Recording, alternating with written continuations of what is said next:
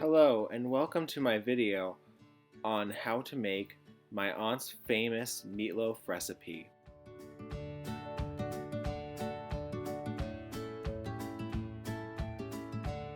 And the ingredients you will need will be 1 pound of meatloaf mix, 1 egg, 1 small or medium onion. You will need several spices. You'll need garlic salt, onion salt, black pepper, and parsley. You will need the Pecorino Romano cheese. My aunt prefers the Locatelli brand. Seasoned breadcrumbs. And lastly, Cooper Sharp American cheese. now that you know all of the ingredients you'll need, here's the pre-steps. Make sure to wash your hands. After you wash your hands, one of the first things you need to do is to cut an onion. First, cut the onion in half like so. Then you want to put the onion on its side, and you will cut it in small little slivers like a rainbow. Then you will proceed to mince. After you've washed your hands and cut the onion, your first step is to make the meatloaf mix. First, you will start by putting in the meat. You will then add 1 egg that will be cracked. Afterwards, you will add the onions that you've just diced and pour them straight into the bowl. Now, this meatloaf comes from Philadelphia and my aunt's family.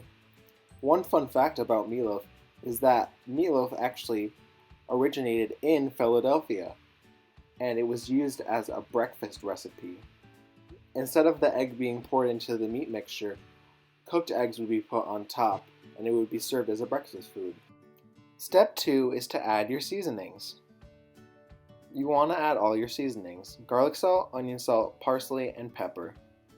This is to make a good crust for the meatloaf, and to make sure that it is well seasoned. You will also add the Parmesan cheese as well as breadcrumbs. You want to make sure to add multiple layers of breadcrumbs and mix. So don't only add 1, but add around 2 or 3 to make sure the mix is not slimy, and have fun like I am.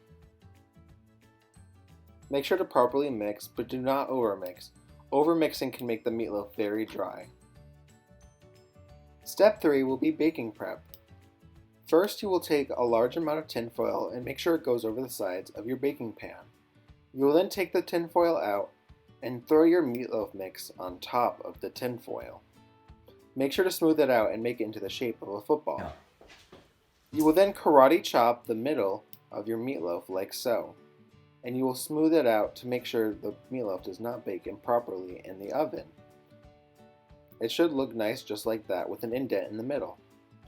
You will then add a layer of cheese on top. It'll take about 4 pieces. This cheese will all melt in the oven.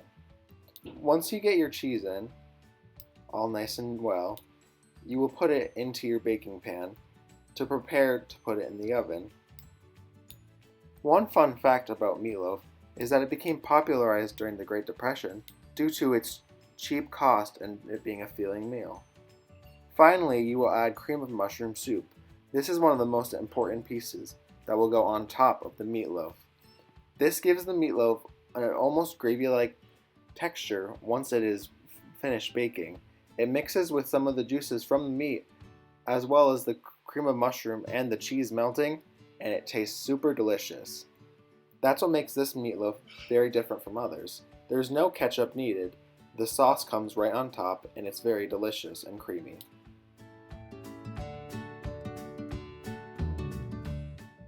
Step 4 will be wrapping your meatloaf. Ta-da! You finished making your meatloaf. Now you want to make sure to pull the tin foil up and wrap down slowly like so. You will want to make small folds until the tin foil is tight towards the meatloaf. You will then pull the sides up and make sure to clamp all the sides down to make sure none of the cream of mushroom soup or the cheese melts and falls out of the tin foil. Do it again. My baby! That's hysterical. Finally, the last step, to bake and serve. You will bake at 375 for 1 hour. And then out will come your meatloaf, just like this. Finally, you've made a nice family meal that you can enjoy. Make sure to have a side dish like a salad or some noodles. Please enjoy, and thank you for listening on how to make my aunt's famous meatloaf.